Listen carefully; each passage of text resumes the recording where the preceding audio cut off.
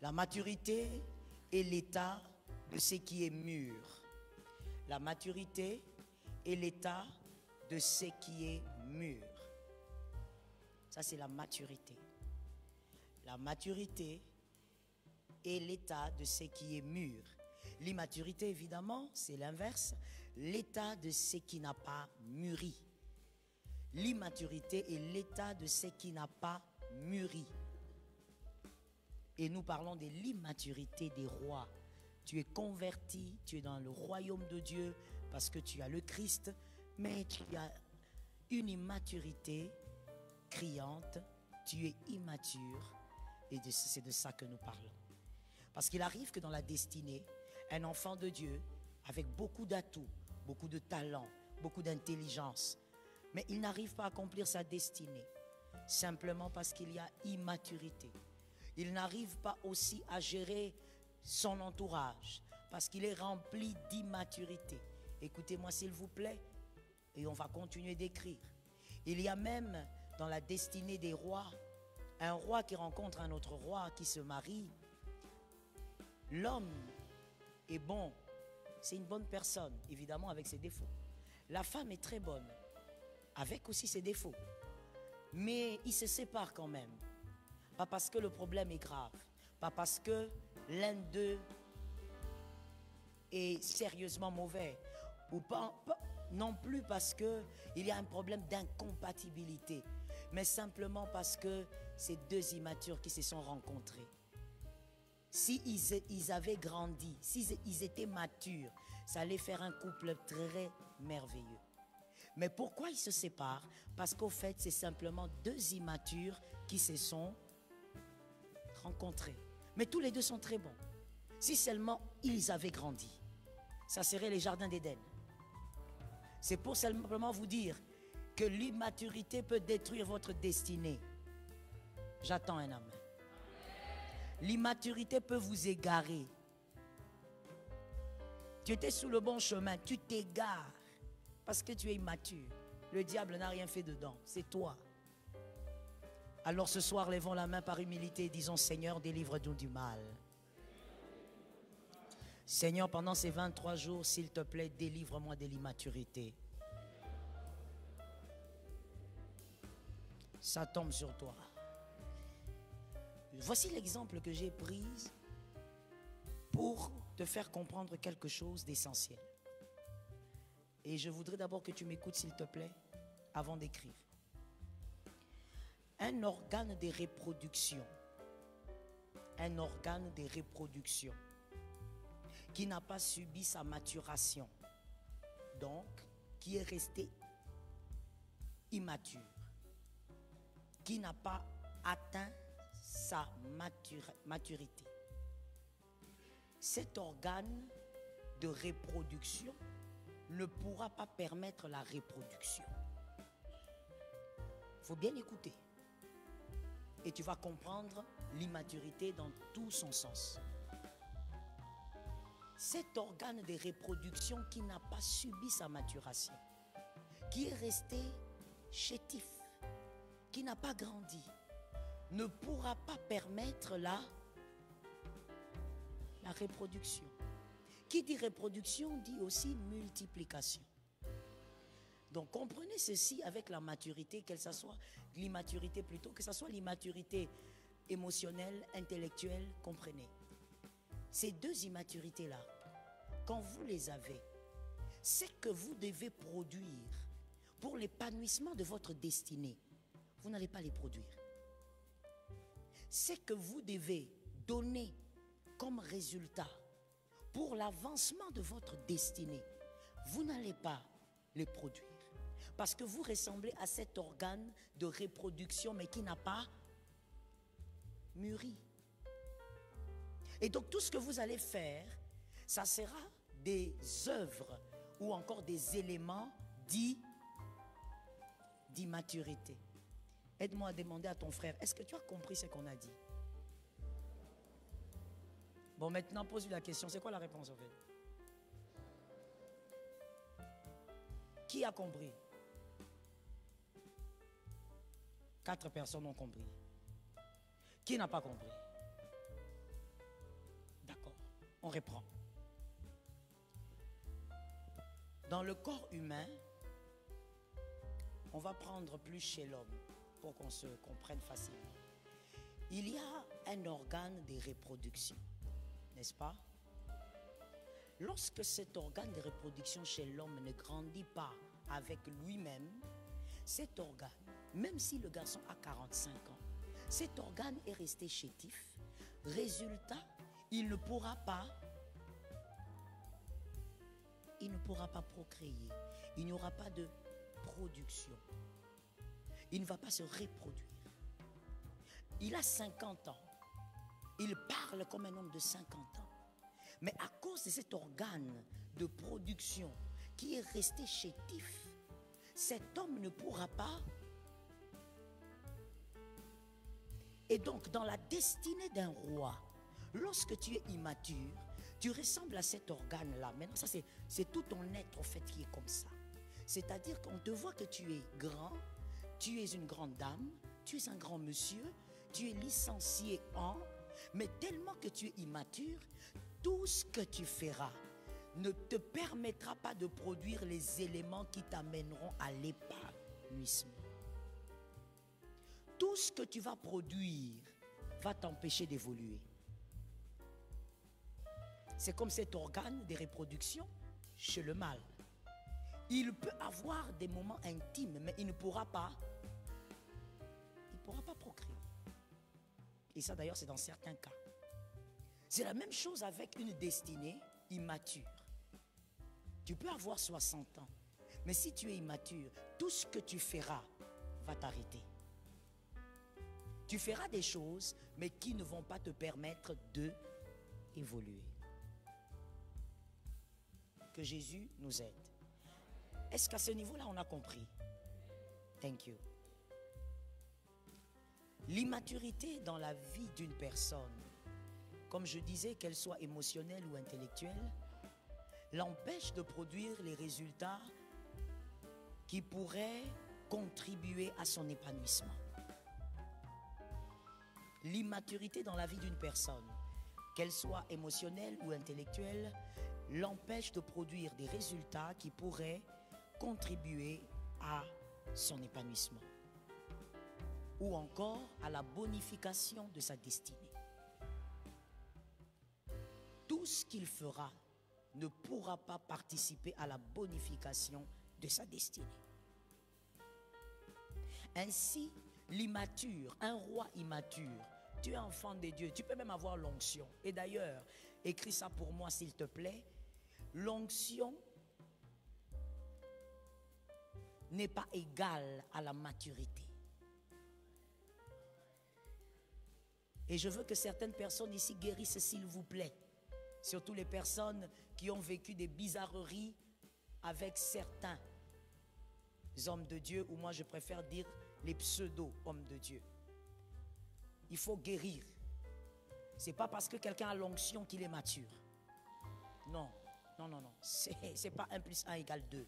Non. Ce n'est pas une suite logique. Non. Quelqu'un peut avoir beaucoup d'onction et être le plus grand immature qui soit. L'immaturité, l'onction ne vaut pas la maturité.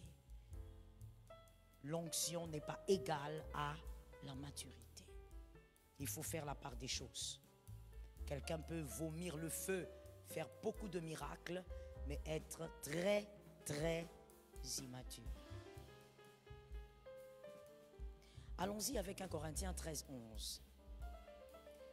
1 Corinthiens 13, 11. Aidez-moi à écrire également cette phrase. L'immaturité est un... Non, on va dire l'immature. L'immature est un producteur d'événements destructeurs d'abord pour sa propre vie. L'immature est un producteur d'événements destructeurs d'abord pour sa propre vie. L'immature est un producteur d'événements destructeurs d'abord pour sa propre vie. 1 Corinthiens 13, 11. 1 Corinthiens 13, 11. Quand j'étais enfant, je parlais comme un enfant. Je pensais comme un enfant. Maintenant, je suis un homme et je n'agis plus comme On va relire parce que tu écrivais. Maintenant, tu vas te focaliser sur l'écriture là. Peut-être que tu n'as jamais lu ça. C'est un verset qui existe. Quand j'étais enfant, je parlais comme un enfant. Je pensais comme un enfant. Maintenant, je suis un homme. C'est-à-dire, maintenant, j'ai grandi. Je n'ai plus 12 ans. J'ai 25 ans. Déjà, à partir déjà des 17 ans, normalement, tu dois déjà grandir. J'ai 17 ans, j'ai 25 ans, j'ai 30 ans, j'ai 40 ans, j'ai 60 ans. Et je n'agis plus comme un enfant. Si tu ne fais pas disparaître l'enfant, lorsque tu es adulte, tu auras une vie d'enfant. Si tu ne fais pas disparaître l'enfant, comme l'Écriture le dit, tu es déjà adulte. Au lieu de faire disparaître l'enfant, toi tu continues de vivre comme un enfant. Mais comme l'Écriture a dit, qui vit comme un enfant, c'est celui qui pense comme un enfant. Que Jésus nous délivre du mal. Ce soir, la chaise qui te porte, que l'onction de Dieu te localise là-bas. Que l'Éternel te transmette la sagesse et la maturité. Et si tu es mature, que tu croisses encore en maturité. Oui, parce qu'on n'arrête pas de croître. On grandit tous les jours. Si tu grandis en âge, en stature, et que tu réfléchis toujours comme un enfant, tu auras une vie d'enfant, mon frère. Voilà pourquoi tu entendras certaines personnes dire, ah non, il ne faut pas confier cette chose à tel. Non, lui, il est comme un enfant. Mais tu as 40 ans, tu as 50 ans. Des fois même c'est ton mari qui dit, des fois même c'est ta femme qui dit, non, mon mari, non, laissez tomber. On va faire ses affaires entre nous. Lui, il est comme un gamin. Mais tu es papa de plusieurs enfants. Si tu veux vivre comme un homme mature, détache-toi de l'enfance. Dis maintenant à un frère, c'est détacher de l'enfance à un prix. Oui, il y a un prix à payer. Comment reconnaître un roi immature? Comment reconnaître un roi immature? Comment le reconnaître? Comment reconnaître un roi immature, un converti immature, un enfant de Dieu immature? Éphésiens 5, 15. Éphésiens 5, 15. Faites bien attention à votre conduite. Ne vivez pas sans réfléchir. Vivez plutôt comme des sages. Je reprends l'écriture. Faites bien attention à votre conduite. Pour faire attention à sa conduite, l'apôtre Paul nous donne une piste. Ne vivez pas. On n'a pas dit n'agissez pas. Ne vivez pas. Que ta vie soit réflexion sur réflexion. Aide-moi à localiser deux frères. Dis-leur. Dis-leur.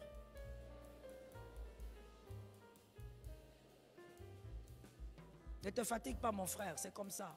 C'est la soirée de la maturité. Tu vas parler à ton frère en ordre et en désordre. Vis en réfléchissant. Il ne faut pas attendre de poser un acte avant de poser l'acte. Je veux d'abord... Non, ne réfléchis pas avant de poser l'acte. Vis dans la réflexion. Pendant que tu es assise là, tu es assis là, sois en train de réfléchir sur ce que tu dois faire. Est-ce que tu dois le faire? L'apôtre Paul dit réfléchis. Et nous voyons très souvent des gens dire, oh, vous savez, quand je suis en colère, je dis des choses que je ne pense pas. C'est pas normal. C'est immature. Un homme mature, une femme mature ne dit pas ça. Elle gère justement sa colère pour éviter de faire des choses ou de dire des choses qu'elle pourrait regretter. Réfléchis. En d'autres termes, même quand tu es en colère, think. Réfléchis. On ne t'a pas arraché le cerveau parce que tu es en colère. Si toi, ton cerveau part quand tu es en colère, c'est démoniaque. On va envoyer le feu sur toi que tu sois délivré. Merci, j'ai aimé cet amen. Non, même moi, quand je suis en colère, je suis incontrôlable. Tu es incontrôlable? Tu es sûr? C'est parce qu'on ne t'a pas encore fouetté. Si toi, tu es en colère là, même si tu es le chef de famille, on appelle les policiers pour te fouetter. C'est fini. Tu vas redevenir toi-même sans que personne ne te parle. Tu dois être capable de réfléchir en tout temps. Réfléchis même quand certains hommes ne réfléchissent pas. Aide-moi à dire ça à quelqu'un. Alors on va le faire soft. Quand tu es content, merci, ceux qui ont bien étudié. Quand tu es fâché, quand tu es enceinte, avant de tomber enceinte,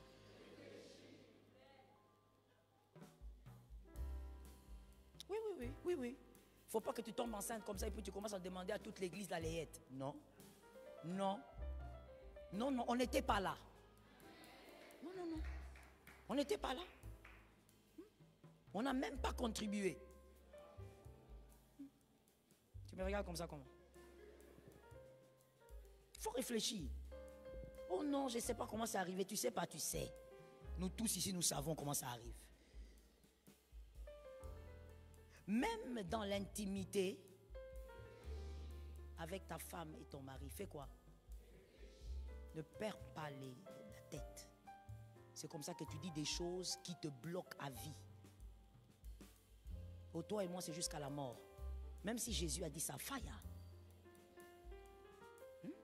Même si la Bible a dit ça pour les mariés, mais faya, frère. Donc quand moi je veux mourir les mardis, toi tu me suis les jeudis. Faya. Feu. Mais il y a des gens dans l'intimité qui sortent des choses comme ça. Et tu crois que c'est normal parce que toi tu es marié. Non, vous avez des enfants, tu es méchant. Réfléchis. Pourquoi je donne des exemples comme ça? C'est pour dire simplement que même quand tu penses que tu ne dois pas, réfléchis. Que Jésus nous aide. Ça c'est Éphésiens 5:15. Voici le premier signe de l'immaturité d'un roi. Il vit le présent en oubliant l'après-présent. Il vit le présent en oubliant l'après-présent. Et l'après-présent, c'est la minute qui suit. Il vit le présent en oubliant l'après-présent. Il féconde le présent sans tenir compte du type de produit que l'avenir va engendrer. Il féconde le présent sans tenir compte du type de produit que l'avenir va engendrer. Il féconde le présent sans tenir compte du type de produit que l'avenir va engendrer. Ça, c'est le premier signe d'un roi qui est immature. Converti mais immature. Il n'a pas subi la maturation. Il y a un problème. Vous avez les deux phrases? La première phrase, il vit le présent en oubliant l'après-présent. Deuxième phrase, il féconde le présent sans tenir compte du type de produit que l'avenir va engendrer. L'immature. Quand tu vois ça, comprends que tu es en face d'un immature. Tu vois ça chez ton mari, c'est choquant, mais comprends qu'il est immature. Chez ta femme, chez un frère, chez une connaissance, comprends déjà qu'ici il y a un danger. C'est-à-dire simplement, je commence par la première phrase. Il est en train de vivre maintenant en oubliant que après c'est maintenant, il y aura un après. Permettez la tautologie. Il vit la minute présente en oubliant qu'après cette minute, il y aura une autre minute. Il y aura un avenir là. Quand on dit il vit, c'est-à-dire quoi? Deux choses. Il agit et il parle. Parce que quand nous vivons, nous faisons ces deux choses. Nous agissons et nous parlons. Il est en train de parler en oubliant que ce qu'il dit, la minute après, va engendrer quelque chose. Ce que tu dis dans le présent est une sorte de fécondation. Tu es en train de féconder le temps. À la minute qui va suivre, le temps va enfanter. That is it. À la minute qui va suivre là. Quelle heure il est? Rapidement, s'il vous plaît. 18h combien? 30. 31, ça va déjà produire quelque chose. Vous voyez, vous m'entendez à 30. C'est que je dis, à 31, quelque chose va se créer dans votre tête. Et ce qui va se créer dépend de ce que chacun a compris. Dépend de comment le Saint-Esprit enseigne chacun en ce moment. Donc tout ce qu'on fait dans le présent est une sorte de fécondation. La minute qui va suivre va engendrer.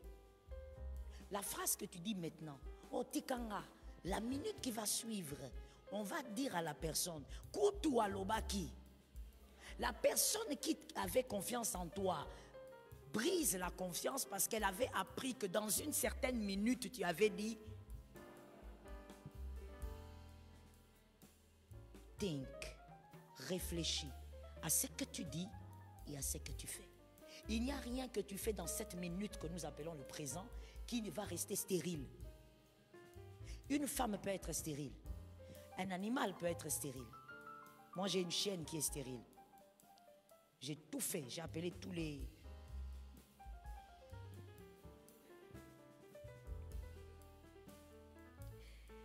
Non, j'ai appelé les vétérinaires, j'ai même appelé certaines de mes connaissances, m'ont donné des vétérinaires, mais bon, elle est stérile, dommage. Une très belle race, mais bon, voilà. Une chienne peut être stérile, un humain peut être stérile, mais le temps n'est jamais. Le temps ne connaît pas la stérilité. Tout ce que tu as fait dans une minute donnera un enfant. Un enfant qui sera à ton avantage ou à ton désavantage. C'est là l'immaturité de certains rois.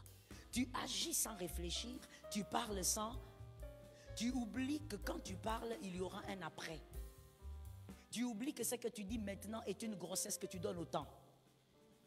Tu oublies que le comportement que tu as envers tes frères ici est une grossesse que tu es en train de donner au temps, à ce présent.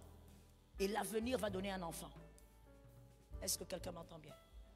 Il y a des personnes qu'on n'approche même pas, même pour des bonnes opportunités, parce qu'elles ont la mauvaise réputation d'être malbouches. Ce qu'elles avaient dit un jour a engendré quelque chose aujourd'hui. Tout le monde est au courant qu'elle est malbouche. Même les personnes qui ne l'ont jamais approchée. Comment elles ont su? À cause de ce qu'un présent a eu à engendrer. Fais attention à tes actes. Non, je l'ai dit comme ça. Oh mon Dieu, ces gens sont nombreux ici. Je l'ai dit comme ça, je ne le pensais pas. Mon frère, ça a mis au monde quelque chose. Ce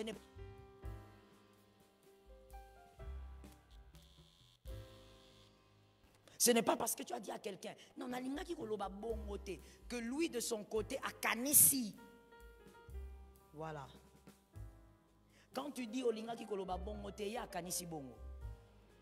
quand tu dis que tu ne voulais pas dire cela, parce que tu l'as dit, le temps a engendré un enfant bizarre. Est-ce que quelqu'un m'entend? Réfléchis. Avant d'agir, réfléchis. Écoute-moi bien, tu vas le dire à ton frère. Il y a des actions, quand nous les posons aujourd'hui, nous ne saurons plus tenir ce que ça va engendrer.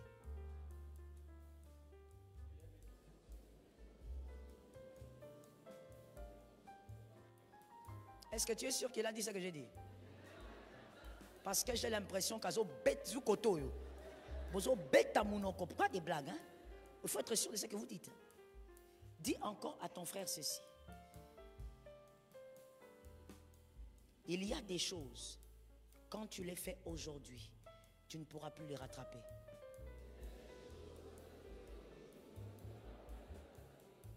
C'est fini. Écoute maintenant encore une autre phrase. L'immaturité doit mourir au nom de Jésus. Écoute, il y a des actes, quand tu les poses dans le présent, il y a des personnes que tu n'auras plus jamais dans ta vie. c'est immature de dire, je n'avais pas dit ça dans cet angle-là. Nous allons entendre la phrase. Nous n'allons pas réfléchir à ce que... J'ai besoin que tu me répondes parce que je sens que tu es concerné. Nous n'allons pas réfléchir à ce que tu voulais dire. Nous ne sommes pas des machines. Nous avons des cerveaux. Nous réfléchissons par rapport à la phrase qui sort de ta bouche. C'est tout. Si moi, avec le micro, je dis Jésus est Seigneur, tu vas te limiter à dire elle avait dit. Si ici je fais une formule magique et puis je dis à ton voisin la formule magique, tu vas dire elle avait dit. Même si on vous fait dire des formules magiques dans l'église.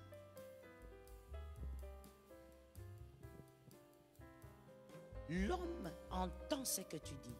Le temps prend ce que tu dis. Et la minute qui suit engendre. Je répète cette phrase. À cause de certaines paroles que tu avais dites à un certain moment, il y a des hommes qui ne te feront plus jamais confiance. Je suis désolé de te le dire, mais il faut bien qu'un pasteur te le dise. Si les autres ne veulent pas te le dire, moi je vais te le dire cash.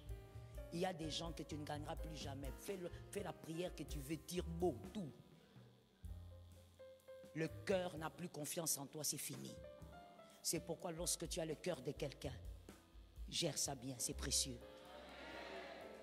Lorsqu'une seule personne te fait confiance, gère ça bien. Et fais attention à la minute, tes actes et tes paroles. À cause de certains actes que tu avais eu à poser, il y a quelques semaines, il y a quelques jours, c'était hier, je ne sais pas, c'était le matin. Il y a des personnes, plus jamais qui ne vont t'approcher encore. Ils vont rester seulement au loin en train de te saluer. Alors que c'était des hommes que Dieu t'avait donnés. Fais attention à ta bouche. J'ai entendu 2 amens. Fais attention à tes actes. Est-ce que quelqu'un m'entend? Que Jésus nous donne la victoire. Proverbe 16, 23. Proverbe 16, 23. Arrange mon son, mon frère. Baisse ça. Proverbe 16, 23. Celui qui est sage de cœur manifeste la sagesse par sa bouche. Moi, j'aime la manière dont tu lis. Hein? Je sens que tu es entré dans l'onction de la parole. Oui. Sans qu'on te le demande, mais tu lis toi-même. Celui qui est sage de cœur manifeste la sagesse. Donc, est-ce qu'on peut conclure là-bas en disant que quand quelqu'un dit les bouzoba, c'est que... Non, toi, tu as bien dit ça.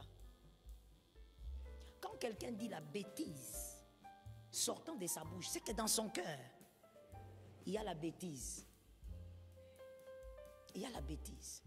Je te choque en te disant, la bêtise ne se justifie pas. Bêtise, c'est bêtise. Bouzoba, isa. Non, bouzoba. Comme je connais un monsieur qui, il s'était fâché avec sa femme, comme dans tous les couples, il y a eu des problèmes, il y a eu une petite querelle et tout ça.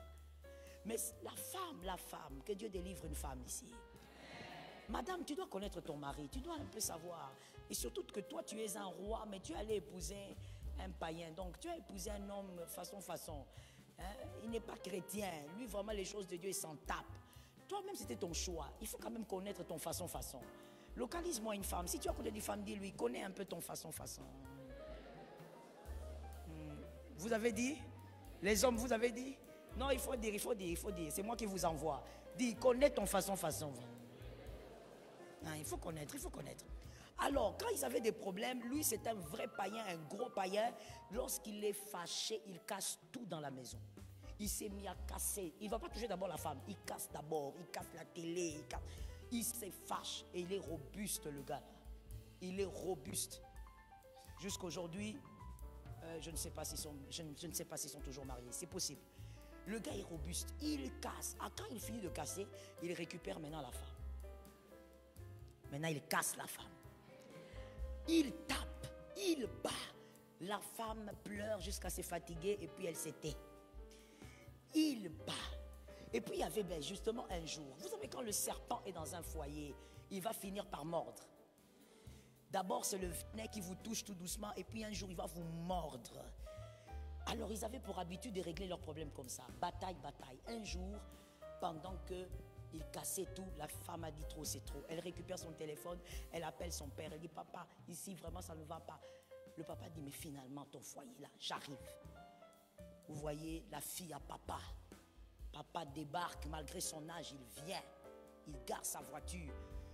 Il toque, on n'ouvre pas, mais il entend le bruit. Il entend le gars en train de casser. Ça veut dire que c'est un rituel. Il sait que s'il finit de casser, récupération. Le papa regarde, il voit les rideaux en train de sauter. Le papa dit jamais, ma fille va mourir ici.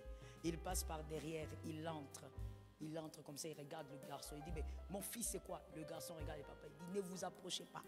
Il continue de casser, mon frère. Histoire authentique, vraie. Il continue de fracasser.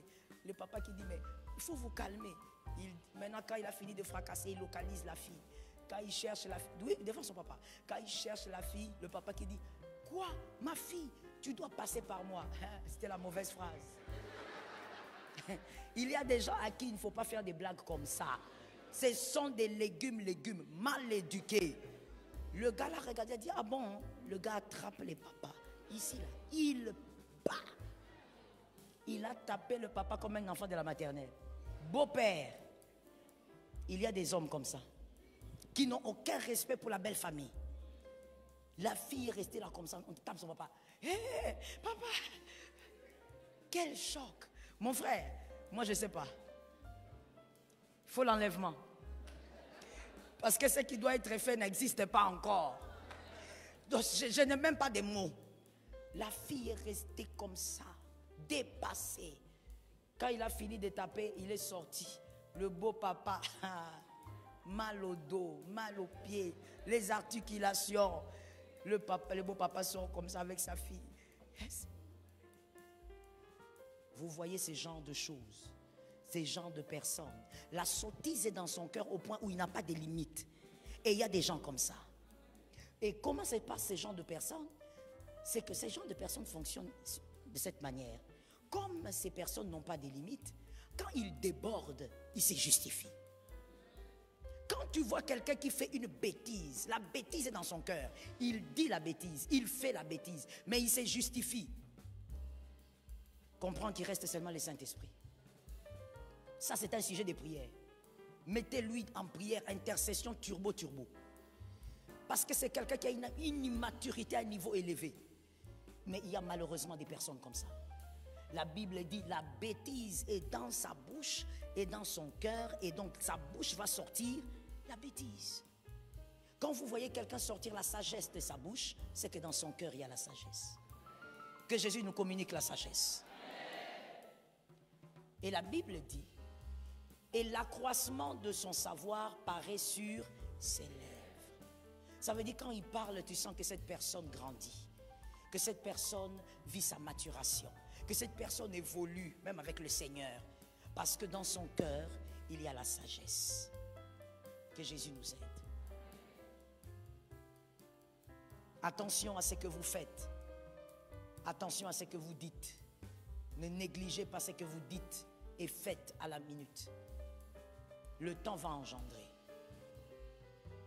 Vous allez regretter, mais ça sera déjà parti. Est-ce que quelqu'un m'entend? Il dirige, deuxièmement, signe d'immaturité, deuxième signe d'immaturité. Deuxième signe d'immaturité, la personne, elle dirige sa vie seule comme elle l'entend. Elle dirige sa vie seule comme elle l'entend. C'est un signe d'immaturité. Quand vous voyez quelqu'un comme ça, comprenez qu'il y a un problème. Et si c'est un fiancé, attention à ce que tu vas décider. Tu risques de tomber dans le trou, dans les obscurités. Écoutez une phrase ou bien une réflexion que vous devez absolument ne pas adhérer. Si vous avez déjà adhéré à cette réflexion, sortez-y au nom de Jésus. Vous verrez quelqu'un dire, souvent ce sont les femmes, oh, le garçon qui me courtise pour le mariage n'est pas vraiment chrétien, mais je vais l'aider. Puis Pire encore, je veux l'amener à la conversion. Vous ne pouvez pas amener un être humain à la conversion. C'est le Saint-Esprit qui amène à la conversion. Alors il y a aussi des hommes que j'ai entendu dire, tu lui donnes un conseil, tu dis, mon fils, te connaissant, avec cette fille, je crois qu'il y aura quelques problèmes. Parce que regarde comment toi tu es, regarde ton éducation. La vie à deux, c'est l'éducation en fait. Regarde. Alors le garçon dit, maman, naoko lisai. Traduction, maman, je veux la faire grandir. Tu es son papa? Tu es son papa, je te demande. Merci. Je répète, tu es son papa. Ce n'est pas son papa. Tu ne pourras pas la faire grandir. Non, maman, je vais l'éduquer.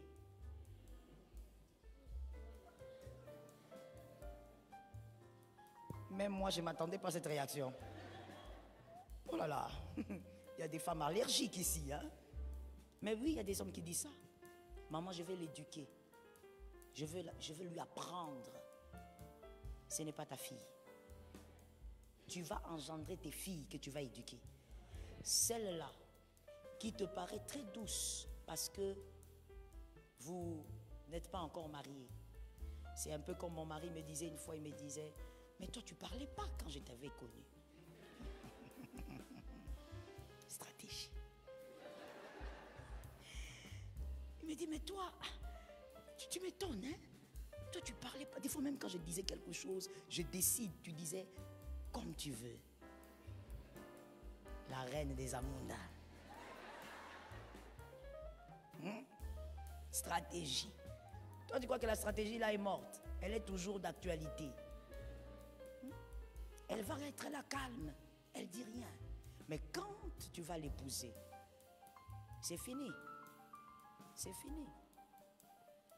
Lorsqu'Adam et Ève constatent leur nudité, c'est fini. C'est terminé. Ce qu'elle veut faire, elle le fera. Ce qu'elle ne veut pas, elle ne le fera pas. Toi, tu ne peux pas éduquer une femme. Ce n'est pas ton enfant. Fais attention.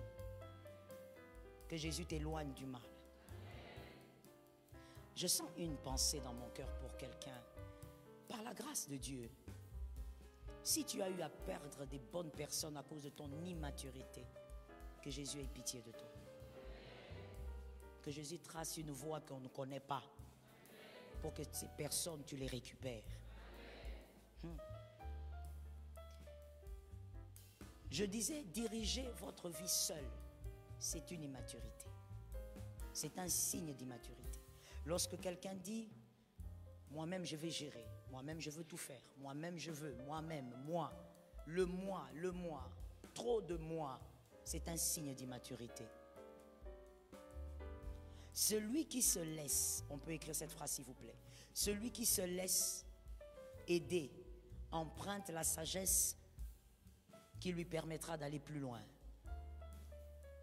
Celui qui se laisse aider par une personne emprunte la sagesse qui lui permettra d'aller plus loin. Des fois, on a besoin d'aller plus loin, mais pas avec notre sagesse, mais avec la sagesse d'un autre. Avec la sagesse de celui qui vous aide à mieux faire. Dieu a créé le ciel et la terre dans Genèse 1:1, n'est-ce pas? Dieu a tout créé seul. C'est bon? On a écrit, c'est bon? D'accord. Dieu a tout créé seul. Selon Genèse 1:1 et on descend plus loin. Mais quand on arrive dans Genèse 1:26, ça change. Comment tu es plus intelligent que Dieu? Hein, mon fils? Est-ce que c'est possible d'être plus intelligent que Dieu? Dieu a créé tout. Genèse 1:1. Dieu créa le ciel et la terre. La terre était informe et vide. Dieu a créé tout seul. Mais à Genèse 1:26, Dieu change. Il ne veut pas créer seul, il crée avec sa pluralité. Il ne dit pas je, il dit créons. Il fait appel à sa pluralité. rapidité pour créer l'homme.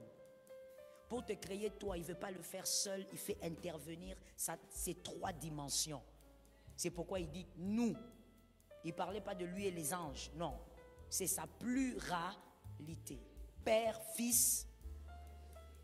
Père, pourquoi? On écrit s'il vous plaît. Parce que l'homme a été créé avec l'autorité d'un père. La domination.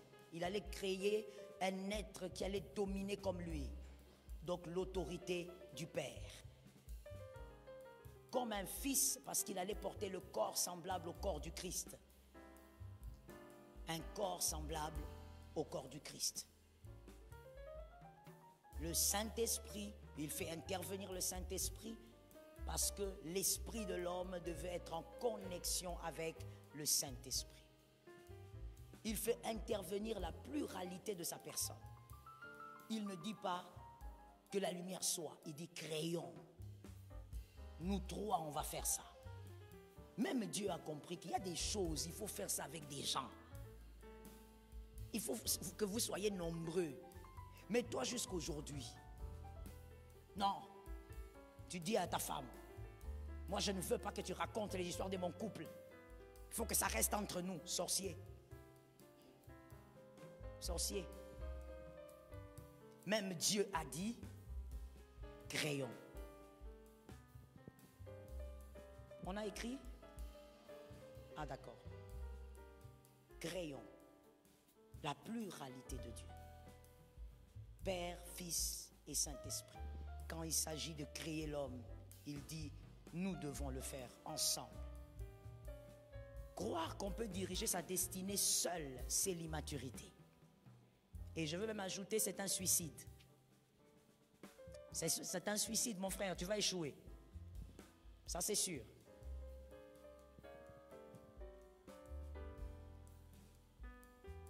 Tu ne peux pas tout le temps dire je gère, je contrôle. Retiens pour la vie s'il te plaît. Lorsque tu diras je gère, c'est là que tu perds le contrôle. C'est ce que moi j'ai découvert sur la terre des hommes. Expérience perso. Lorsque tu commences à dire je gère, je contrôle, c'est à cette même minute que tu as perdu le contrôle de tout. Lorsqu'il fallait créer sa plus belle création, sa plus belle créature, Dieu a fait intervenir sa pluralité. Il a refusé de dire que la lumière soit, que ceci. Il a dit, nous allons faire. Les grands projets, c'est fait avec des gens. J'ai entendu un amen bizarre. Est-ce que tu sais que quand tu dis amen, tu ouvres quelque chose dans ta vie ou bien tu ne sais pas? Les grandes choses dans la vie, c'est fait avec des gens.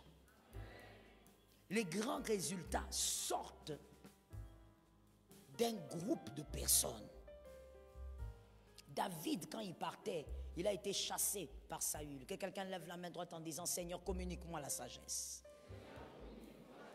Lorsque David fouillait Saül, il a tellement fouillé à un moment donné, il a dit, maintenant je vais aller avec qui? La Bible dit, les hommes de rien sont venus autour de lui. Et la Bible décrit les gens des dettes, qui avaient des dettes là-bas, les gens qui fouillaient leur maison parce qu'il y avait des problèmes. Ce sont les hommes de rien du tout qui sont venus autour de lui. David n'a pas dit, quittez là, vous êtes qui? Moi je cherche des hommes de valeur, moi je suis quand même les tueurs de Goliath. Vous êtes façon. David a dit, même s'ils sont façon, qu'ils viennent d'abord. Il y a des endroits où on n'arrive pas seul. Ça tombe sur quelqu'un d'intelligent. Il y a des endroits, mon frère, tu es ici aujourd'hui, pour que tu arrives là-bas, tu dois être accompagné de quelqu'un. Oh, ça, mon Dieu, il y a des rêves qui ne s'accomplissent pas quand tu es seul. Ça tombe sur quelqu'un qui a entendu. Marazi Kayama, il y a des rêves qui ne pourront jamais se réaliser dans ta vie parce qu'on t'a donné des prophéties. Il faut qu'il y ait des hommes qui vont te servir d'escalier. Ça tombe sur ta maison in the name of Jesus. Pourquoi tu es dans l'immaturité comme ça? Traduction. Moi je fais les choses seul, mais c'est pourquoi tu es immature. Regarde comment tu perds les années. Dieu n'a pas fait les choses comme ça. Regarde, Dieu crée l'homme et la femme, il donne à l'homme la sémence et à la femme la matrice. Il donne à l'homme la sémence et à la femme la matrice. Il permet à ce qu'il y ait quelqu'un qui soit capable de faire ce que lui ne peut pas faire. Et il permet aussi à ce que la femme reçoive quelque chose qu'elle ne peut pas avoir d'elle-même. Tout ce que Dieu est en train de chercher là-bas, c'est la vitesse. Dieu crée la vitesse dans la destinée de l'homme. Mais toi, non. Tu crois que c'est une autre sagesse? Oh, vous savez, moi, je suis très discret. C'est bien. Moi aussi, je prône la discrétion. Et je crois en ça à 90%. Non, à 100%. Je crois beaucoup en la discrétion. Mais écoute, la sagesse demande à ce que il faut savoir dans quel couloir être discret. C'est ça la vérité. Si tu es discret, excuse-moi, je te choque. Si tu es discret dans les bouzobas, tu es immature. Il y a certaines choses qu'on ne cache pas. Il faut que quelqu'un sache pour qu'il t'amène là où lui est arrivé. Ça tombe sur toi. Il y a des grâces. Même si tu le demandes, mon fils, tu demandes. Dieu ne te donnera pas directement. Il a déposé ça chez quelqu'un pour que ça arrive chez toi. Ça tombe sur quelqu'un d'intelligent. Un jour, je priais et j'ai écouté aussi un homme de Dieu de la place enseigner cela exactement comme le Seigneur me l'avait montré dans une vision. On était en train de prier avec mon mari il y a peut-être 5-6 ans. On était dans le hall de la maison, on priait. Et puis je suis tombé en extase. Et là, le Seigneur m'a commencé à m'enseigner sur le ministère et le manteau. Le Seigneur m'a montré d'où venait le manteau que moi je porte. On parle du ministère. Le Seigneur m'a montré avec les années précises. Et il m'a dit, le ministère ne se donne pas, ça se transfère. Il m'a dit, pendant que moi j'étais en extase, moi je parlais, c'est mon mari qui écrivait. Donc j'ai connu tout ça en me réveillant. Il m'a dit, tu vois, tout homme de Dieu n'a pas un nouveau manteau. C'est que toi aussi tu portes là, ça vient de quelque part. Et là il a commencé à me donner des dates, 1800 autant, 1800, j'ai les dates dans mon carnet. Des personnes que j'avais jamais entendu parler, même pas lire dans les livres. C'est après que j'ai commencé à faire des recherches, et effectivement, j'ai vu que ces gens-là existaient. Et comment ils ont vécu leur ministère. Dieu m'a dit, quand tu veux prier pour ton ministère, ne dis pas, Seigneur, donne-moi ceci. Parce qu'en réalité, ton manteau comporte ce dont tu as besoin. C'est à toi de savoir quel type de manteau tu portes. Et c'est un manteau transféré qui vient de loin. Dieu m'a dit, je ne fabrique pas de nouveaux ministères. Ce que je donne à un homme a appartenu à quelqu'un. Et j'ai entendu dernièrement un homme de Dieu qui a enseigné sur ça. J'ai même appelé mon mari, j'ai dit, écoute, il dit ce que Dieu nous avait dit il y a des années. Dans la vie, il y a aussi des choses comme ça. Tu vois, je vais te choquer en te disant, tu vois certains bonheurs que tu recherches. Dieu ne va pas te l'apporter sur un plateau. Tu dois rencontrer quelqu'un qui a déjà vécu ce bonheur-là. Cet homme doit tenir ta main, t'amener là-bas. Ça tombe sur toi qui est là-bas. Il faut grandir, il faut être mature. Mais voilà pourquoi tu es en retard. Moi, je fais les choses seul. Je dirige ma vie. Ta vie, si tu as bien suivi les enseignements depuis le début, tu vas comprendre que tu n'as pas de vie. Je veux mieux le dire. Si tu es un bénisseur, c'est que tu n'as pas de vie. Si tu es censé bénir les gens, c'est que toi, tu n'as pas de vie. Parce que ta vie est attachée à toutes les personnes que tu dois bénir. Il y a des endroits, avant de faire un pas, rencontre celui qui a fait 15. Regarde cet homme. Tu m'étonnes? Mangengenge, olingo mata, mon frère. Il y a des mangengenge au commandant moroté. Il faut quelqu'un qui est au-dessus là-bas commence à te tirer. Commence à te tirer. Tu as besoin des personnes. Maintenant, regarde le problème. Parce que je sais là où se trouvent certains problèmes ou le problème de certaines personnes. Tu te dis, je dois me faire aider, mais moi je m'étais fait aider, regarde ce qui m'est arrivé. Moi j'étais parti, je me suis confié, regarde ce qui m'est arrivé. Look at me. Regarde. Voici quelques vérités sur l'accompagnement de la destinée. Quelques vérités sur l'accompagnement de la destinée. Petit A. Face à l'accompagnement de la destinée,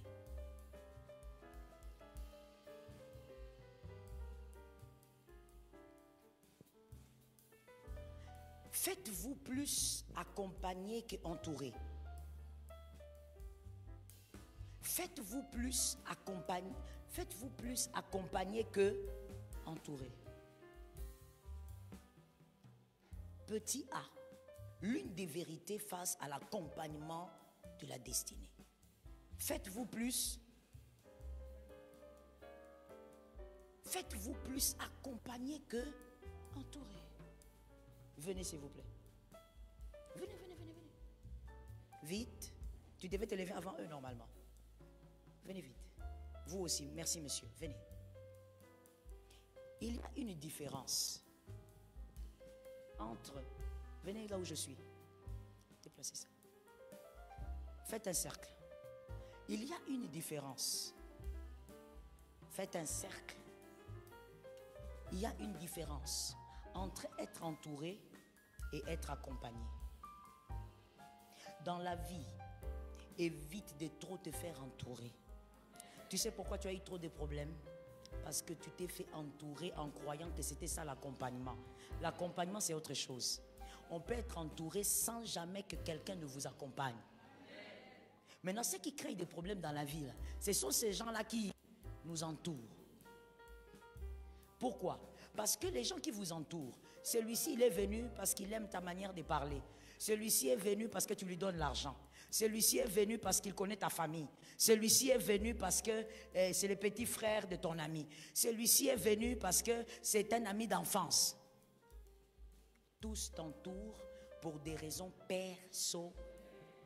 La différence, un roi ne doit pas se faire trop entourer. L'entourage du roi doit être saturé. Oh, ils n'ont pas si pour le roman, ils ont m'abêté. Un roi ne doit pas avoir trop d'amis. Ce sont des problèmes. Parce que comme je viens de t'expliquer, chacun est là pour des raisons que toi tu ne maîtrises pas. Oui. Mais tu ne sauras jamais pourquoi il t'aime. Mais voici l'accompagnement. Viens mon fils. La différence maintenant c'est ceci. L'entourage c'est ça. Mais l'accompagnement c'est ça. Vous les cercles là, suivez. Mais suivez en cercle vraiment. C'est comment? Soyez en cercle. Entourez-nous. Mais papa, toi viens ici. Oh, banga. Vous comprenez? Traduction. Ils ont peur ou bien? Vous n'avez pas gêné? Regardez la différence. Vous, le cercle, restez en cercle et suivez-nous. La différence, c'est ça. Celui qui t'accompagne à tes côtés. Celui qui t'accompagne, observez-nous deux. Observez-nous.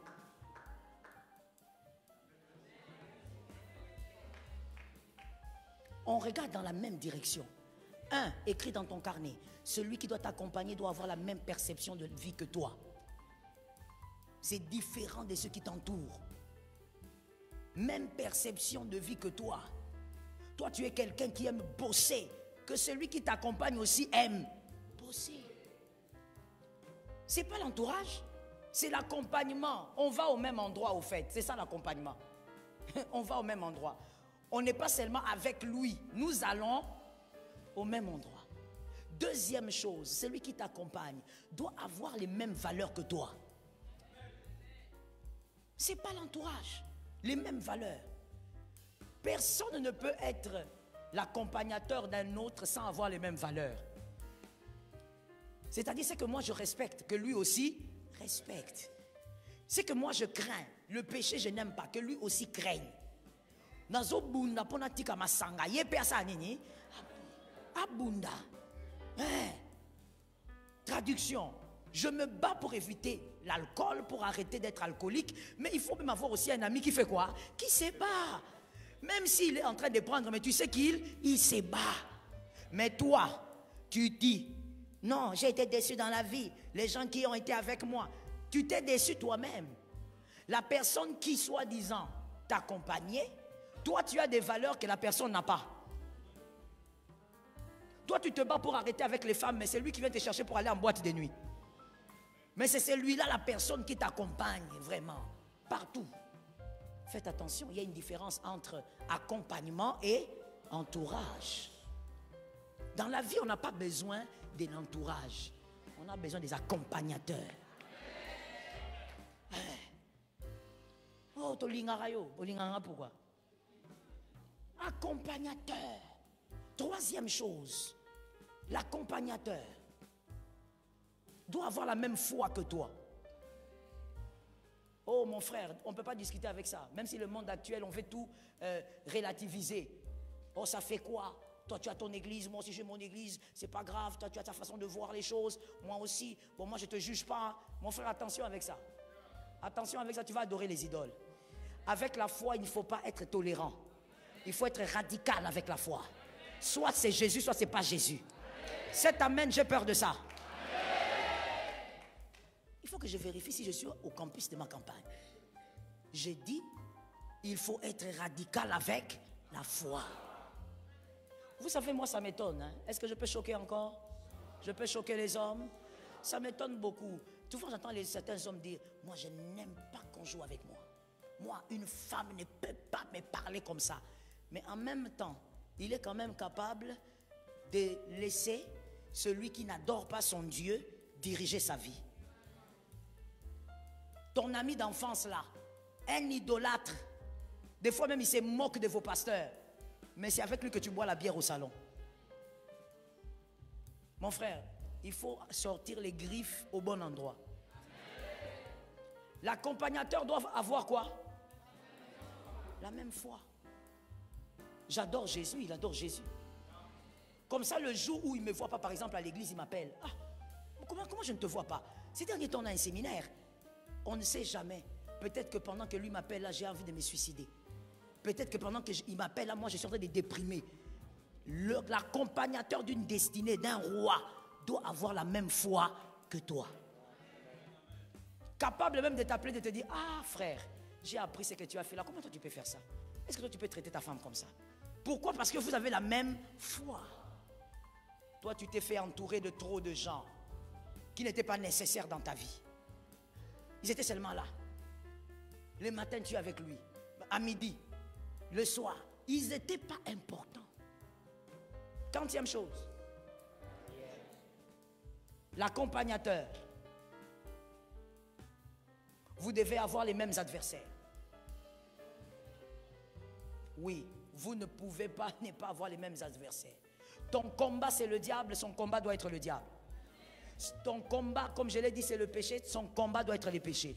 Son combat, c'est éviter le mal dans sa maison, ton combat aussi doit être éviter le mal dans la maison.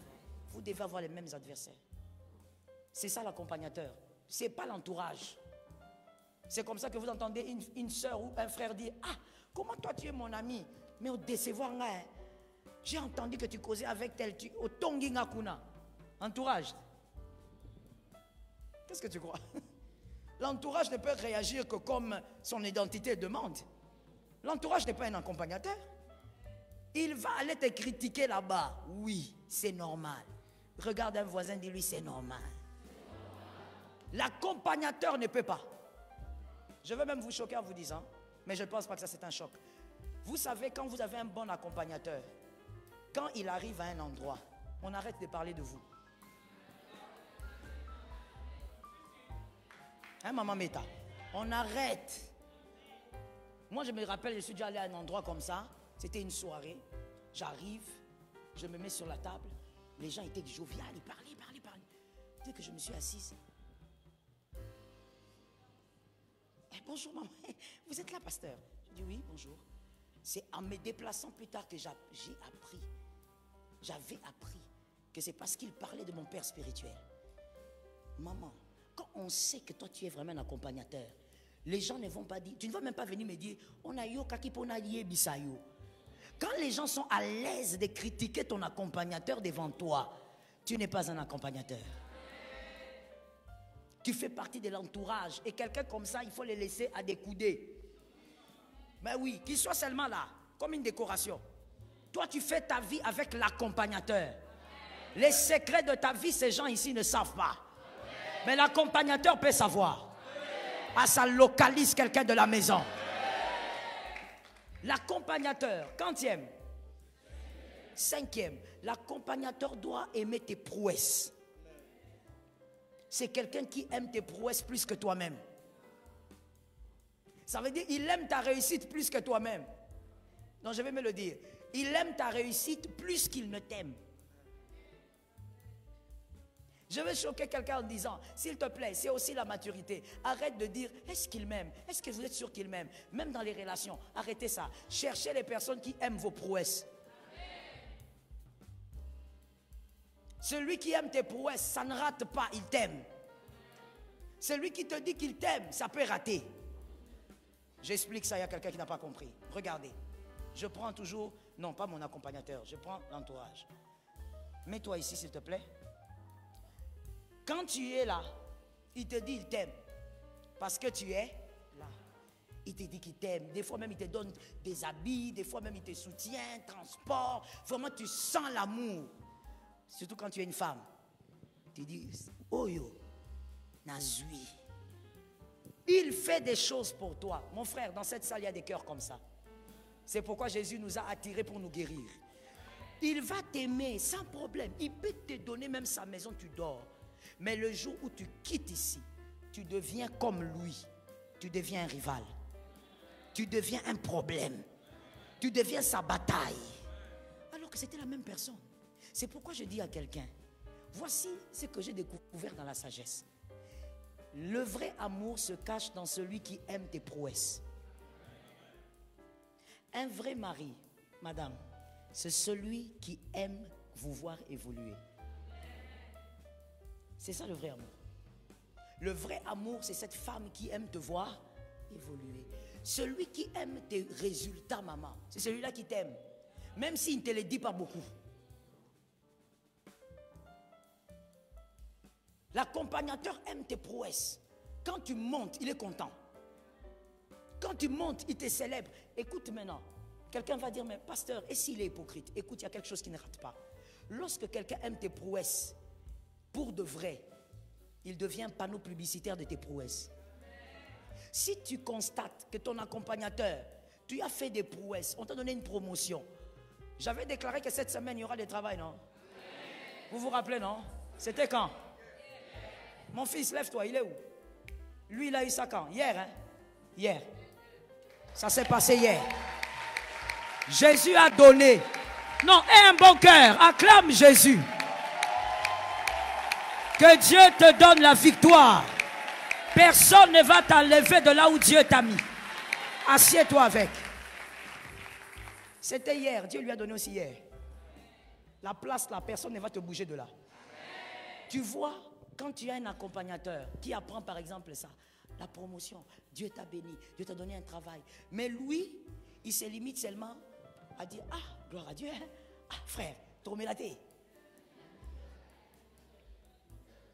C'est un sorcier. Le vrai amour des résultats, c'est lorsque même tu n'es pas au courant, mais tu apprends que Laetitia m'a dit que toi tu es promu. Ah bon? Laetitia a parlé là-bas, elle a dit que tu es promu. Donc, Laetitia a un amour vrai. Parce que je veux te dire ceci, c'est une sagesse. Il n'y a pas de plus compliqué pour un être humain que de permettre à quelqu'un de faire ça. Et ça n'aura pas si bon amour tout. Même quand il est chrétien. Si tu n'as pas compris, je vais recommencer l'image et puis je vais expliquer. Il est très difficile pour un être humain de prendre comme ça, de faire ça et de faire ça. Très difficile pour un être humain de présenter quelqu'un et lui de disparaître. Ça, c'est un autre cœur. Si ce n'est pas un cœur divin, c'est un cœur rempli d'amour vrai. Quelqu'un qui raconte aux gens comment Dieu t'a fait du bien, c'est là-bas qu'il y a l'amour. C'est lui le vrai accompagnateur de ta destinée. Ne faut pas te faire entourer seulement des gens. Tu apprends que celui-ci, il est, je ne sais pas, docteur en ceci. Oh bon, toi, j'ai besoin de toi dans ma vie. Celui-ci, il est prophète. Toi, j'ai besoin. Comme vous l'avez dit, s'il vous plaît, comme vous l'avez dit. Tu ne sais pas ce que tu fais. Tu ne sais pas ce que tu cherches. Une dame m'a écrit, elle m'a dit, pasteur, vous, nous, on a mal au cœur, et puis vous nous condamnez. Comme tu dis, mon frère, comme tu t'es étonné là, moi si je m'étais étonné. Moi je dis, mais ça veut dire quoi? Non, mais pasteur, vous nous condamnez. Moi ça commence même à me faire mal de suivre les 23 jours de prière. Parce que moi j'ai été déçu par des hommes de Dieu, et puis vous nous condamnez encore. Je dis, mais pourquoi vous n'aimez pas la vérité? La vérité c'est comme ça. La vérité c'est qu'en réalité, quand tu étais enfant, on l'a lu. Quand tu es enfant, tu subis l'enfance. Mais quand tu grandis, c'est toi qui acceptes l'entourage que tu veux. Bah force à rayoter. Aucun homme de Dieu ne va te forcer pour te dire c'est toi qui as décidé qu'il soit là. Mais maintenant fais la différence. Est-ce que je parle? Est-ce que je peux parler? Est-ce qu'on peut décoller et terminer? Je dis même par rapport aux hommes de Dieu de la destinée, même par rapport aux amis et tout ce que vous voulez, fais la différence entre celui qui doit t'accompagner et celui qui doit t'entourer. Fais la différence. On n'a pas dit de tuer l'entourage. Parce que même si tu veux tuer, tu ne pourras pas. Les gens viendront toujours vers toi pour une raison ou une autre. Mais fais la différence. Qui est l'accompagnateur et qui fait partie de l'entourage? Ne change pas. Ne va pas à cause des... Comment vous appelez ça en lingala lorsqu'on loue quelqu'un en désordre là? Ah, j'ai entendu comme ça. C'est quoi? Reprenez. Matolo. Matolo. Ce n'est pas à cause des matolo que tu vas prendre quelqu'un qui était dans l'entourage, tu dis, ah, c'est lui mon ami. Parce que l'homme aime être flatté. L'être humain aime qu'on le flatte. Quand on te dit des bonnes paroles, tu dis oui, c'est lui. Non.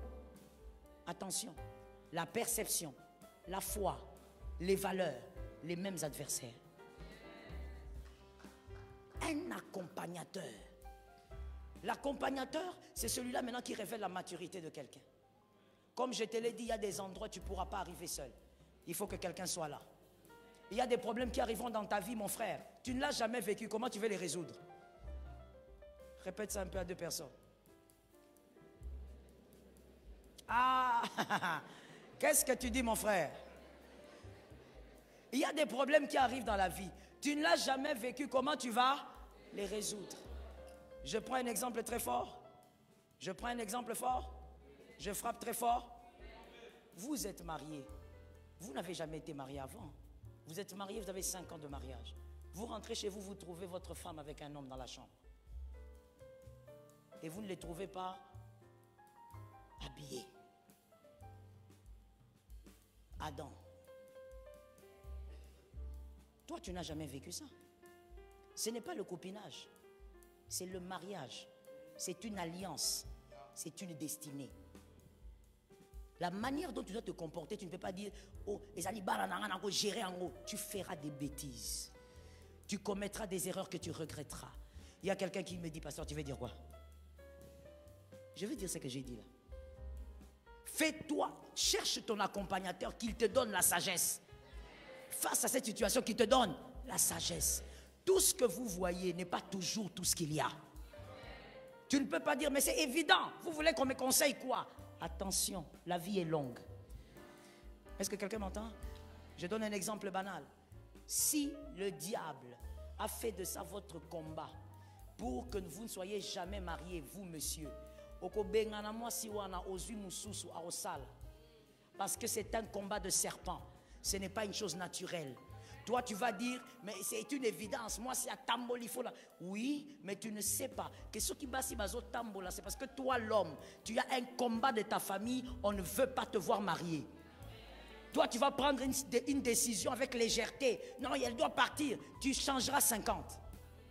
Parce que tu n'as pas compris le fond de la sagesse du problème. Que Dieu te donne un accompagnateur. Que Dieu te donne un véritable accompagnateur. Que Dieu arrose ta vie par les hommes de la destinée. Que Dieu arrose ta vie par les femmes de la destinée. Que Dieu te donne les hommes du chemin. Lève ta main droite, dis avec moi les hommes de la destinée. Dis avec moi,